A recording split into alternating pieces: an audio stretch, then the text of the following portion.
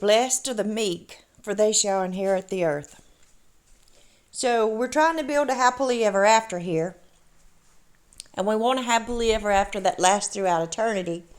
And last night we were talking about either you're going to humble yourself or God can humble you. And that's what that word meek means.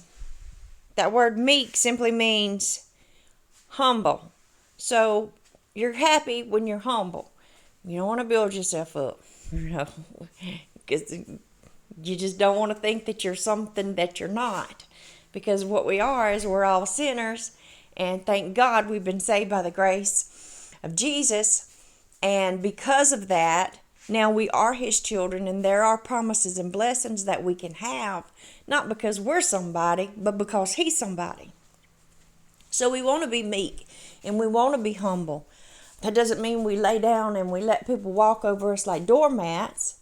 And it doesn't mean that we never stand up and lift our sword and fight for the kingdom of God. And it doesn't mean that we don't ever have confrontations. Because if you're on the side of the right, this world is very confrontational towards Christians right now. But it does mean you have to be meek. You have to be humble. Well, what happens to the meek? They're happy. Why? You see that semicolon right there after meek? Why are they happy? For they shall inherit the earth. Okay, well, let's look at this a minute. Who inherits? How do you inherit something?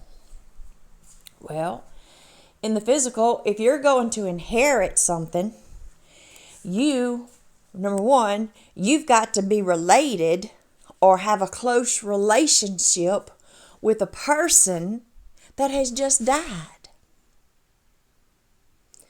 Except for the prodigal son, and very rare occasions, you never inherit something unless somebody else has died and gone on.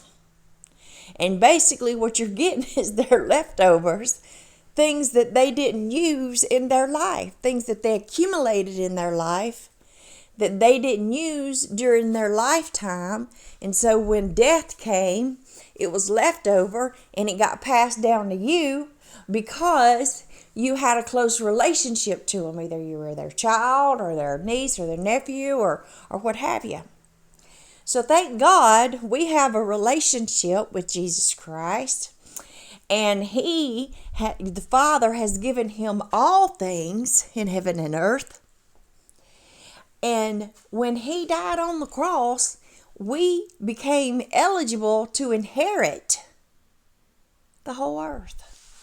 Now, we know at the end of Revelations, if you don't, it's in there. It's in the book. At the end of Revelations, God is going to make a new heaven and a new earth. And we are going to live forever. And if you want that eternal, happily ever after, there's some things you got to do. You got to have a close relationship with the one who died so you can inherit. So I'm questioning you today in this short little devotion. Do you have a close enough relationship to Jesus that you can inherit? And are you humble about it? I love you, ladies. I hope y'all have an awesome day. God's got wonderful things planned for today. I'm so glad I get to be a part of it. And I'll see y'all this afternoon.